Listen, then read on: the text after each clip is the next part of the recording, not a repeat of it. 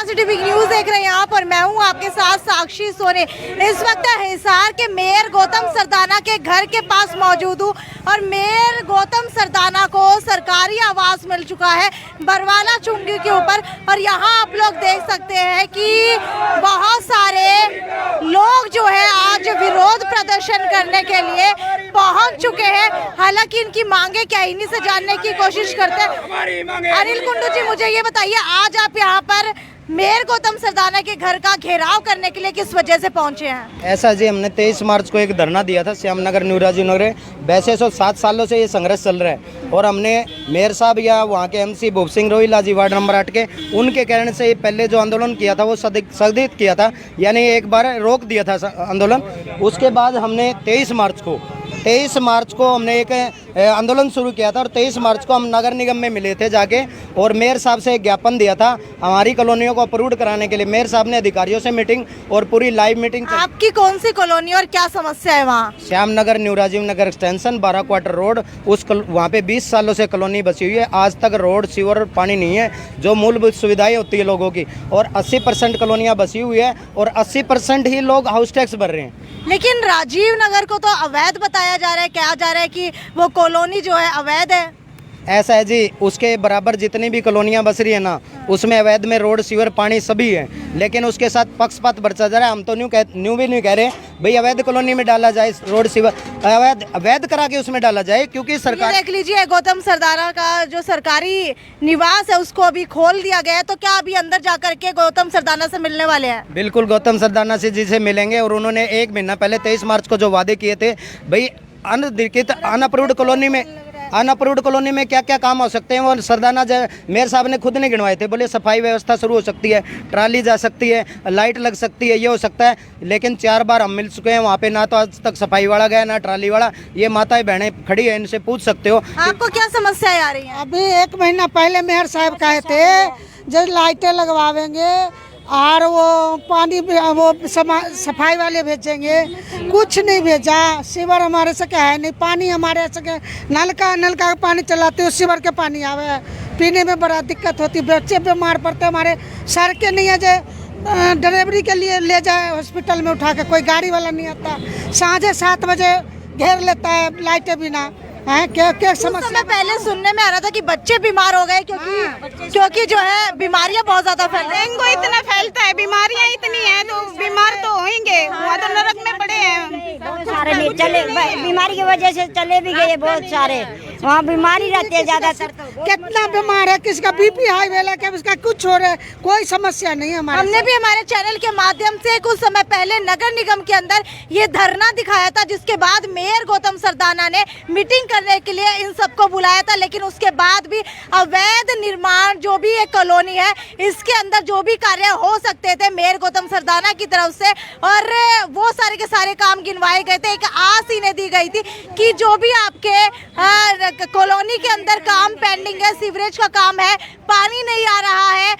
अगर बात की जाए नॉर्मल पानी पीने की, तो आपको बता देती हूँ कि वॉशरूम का पानी जो है, सीवरेज का पानी उसके अंदर मिल करके आता है। मुझे ये बताता है, कुएं का पानी आता है नलकों के अंदर। तो आप लोग इतने समय से सीवर का पानी पी रहे हैं? यही पी रहे हैं। पीना ही पड़ा पानी तो, और क्या पी नहीं, सीवर है नहीं, कुएं है, कुएं खुदवा रखे है, वो कुएं के पानी खींचे है नल का, वो पियन लग रहे। क्या करे, दे के साफ करवाते हैं, कोई वाले को बुलाते हैं और वो तीसरे दिन भर जाते हैं। कितने समय हो चुके आपकी कॉलोनी बने? साल हो गए, कुछ भी ना है वहाँ। राजीव कॉलोनी नगर पे है, न्यू राजीव नगर है। न्यू राजीव नगर है, 12 क्वार्टर रोड के ऊपर पड़ता है। ये बताइए, बच्चों को कितनी समस्या है? बहुत समस्या है, बच्चों निकल नहीं सकता जी, स्कूल भी जाते हैं, रोते आते हैं। नहर पर काटड़े गिर जाए, वैसे गिर जाए, मार के इतनी समस्या है। बच्चे बीमार होते हैं खूब ज्यादा। जितने जानवर गुजरते हैं तो जैसे काटड़े, भैंस, जो भी वहीं पर डाल के जाते हैं। लेकिन आप लोगों की तो मीटिंग हो गई थी मेयर गौतम। तो मीटिंग तो हो गया, झूठे, ना लाइटें लगा, ना सफाई वाली आया, ना पानी आया, ना कुछ आया। क्या मीटिंग होया? हमारे तो कुछ नहीं होया। सीधा तौर के ऊपर आप वादा खिलाफी का आरोप लगा रहे हैं मेयर के ऊपर। वो भाई मेरे जो वादा करे थे, झूठे वादे करते हैं हर बार। हर बार इससे पहले कब मिले थे आप? 31 मार्च को। तब भी झूठे वादे किए थे? झूठे ही किए थे, लिखत में दिया था वो भी झूठा किया था, कुछ भी नहीं किया। सारे दावे झूठे करते हैं मैम, हर दावा झूठा करता है। माटी का, बिजली के पोल का और कचरे वाले का कोई नहीं आता वहाँ पे, सब तो आप झूठे लोग वादे। देख सकते हैं कि अगर कोई महिला की डिलीवरी हो शाम के समय तो न्यू राजीव नगर 12 क्वार्टर के अंदर जो है किसी भी महिला का जाना दुर्भर हो जाता है, चाहे उसको अपनी जान गंवानी पड़े, लेकिन वहाँ पर कोई ऑटो रिक्शा वाला नहीं आता क्योंकि सड़कें नहीं बनी हुई है और जो मूलभूत आवश्यकता है वो नहीं मिल रही है। हालांकि आप लोग देख सकते हैं मेयर गौतम सरदाना के सरकारी आवास के ऊपर जो ये सभी व्यक्ति हैं, सभी युवक और युवतियां हैं, ये सभी के सभी मेयर गौतम सरदाना के सरकारी आवास के अंदर जो है प्रवेश कर चुके हैं। अब देखने वाली बात यह है कि मेयर गौतम सरदाना आखिरकार कितने समय के अंदर बाहर निकल करके आते हैं, क्योंकि वायदे बहुत बड़े बड़े जो है मेयर गौतम सरदाना की तरफ से किए गए थे, लेकिन यहाँ के जो भी लोग हैं वो आरोप लगा रहे हैं कि कहीं ना कहीं वादा खिलाफी जो है मेयर की तरफ से की गई है। लेकिन अब देखने वाली बात यह है कि क्या मेयर गौतम सरदाना जो है बाहर निकल करके आते हैं और जो भी यहाँ पर मांगे चल रही हैं वो जानने की कोशिश करेंगे। तो चलिए अंदर जो है लाइव अंदर चलते हैं और देखते हैं कि क्या कुछ जो है अभी आज जो मांग लेकर के आए थे उसके अंदर क्या कुछ आगे एक्शन लिया जाएगा।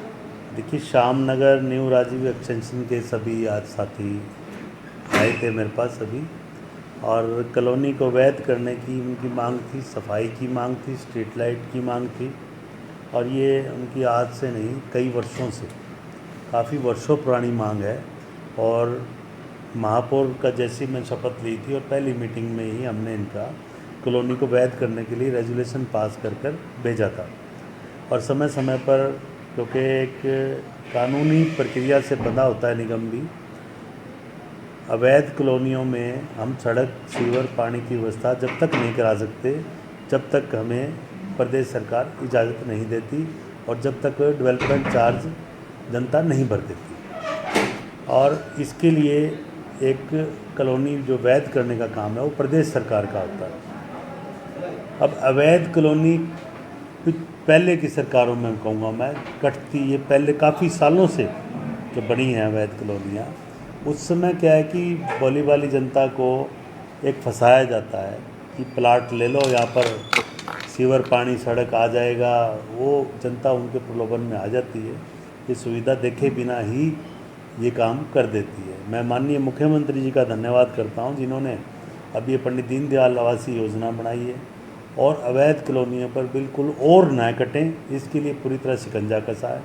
और जो पुरानी बन चुकी, ये पहली बार ऐसा हुआ है कि 4 तरह का उन्होंने 0 से 25%, 26 से 50, 51 से 75 और 75 से 100, ये 4 कैटेगरी बनाई हैं कि भी ये जो कॉलोनियाँ वैध करनी है कितनी % बन चुकी, उनके देखो अब कहीं आग लग जाती है, नॉर्म्स भी होने चाहिए। अब जैसे रामचाट का अपने आगे ही मामला आया हुआ है, हालांकि वहाँ तो फायर ब्रिगेड की गाड़ी भी पहुँच सकती है, कहीं कॉलोनी में फायर ब्रिगेड की गाड़ी न पहुँच सके तो उसके लिए वैध नहीं कर सकते। अब वो नॉर्म्स जो बनाए गए हैं, अब उसके लिए सभी नॉर्म्स को जो कॉलोनियाँ पूरी कर रही हैं, उसके बाद लास्ट में मुख्यमंत्री जी ने ये भी कहा है कि एक सहानुभूतिपूर्वक विचार करते हुए हम लगभग सभी कॉलोनियों को वैध भी करने का काम करेंगे, लेकिन इसमें थोड़ा सा समय लगेगा।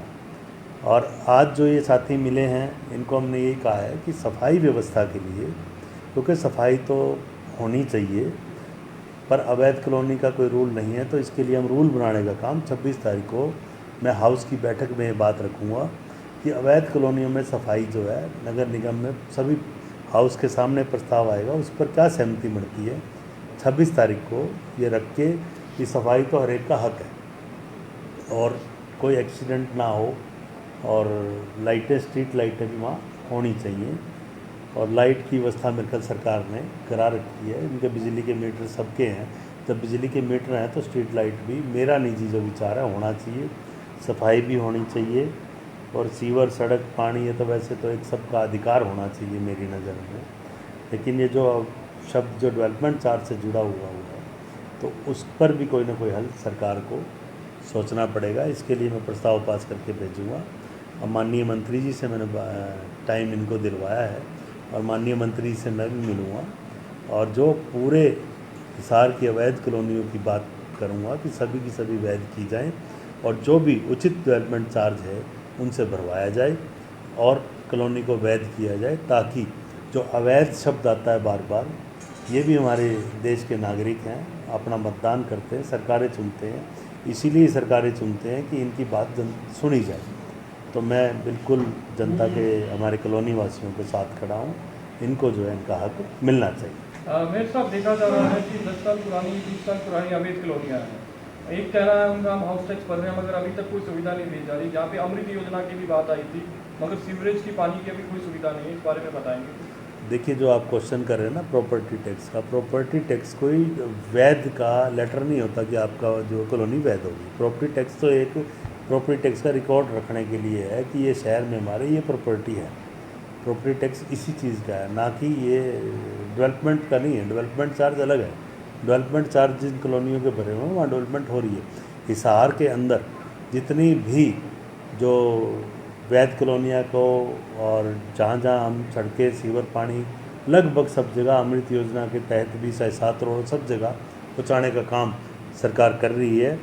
और पहली बार पूरे हिसार की आप पब्लिक हेल्थ से जाके पूछ सकते हैं कि 32 किलोमीटर अमृत योजना के अलावा भी हमने जहाँ जहाँ पुरानी लाइनें थी सब बदलवाने का काम 20 किलोमीटर तक हो गया है और बाकी 12 किलोमीटर शेष है। जहाँ भी आपके माध्यम से भी कह रहा हूँ, जहाँ भी बदलवाने की जरूरत है, हमारे अधिकारी बदल भी रहे हैं। फिर भी कोई गली रहेगी तो हम अमृत 2 का भी सर्वे करवा रहे हैं।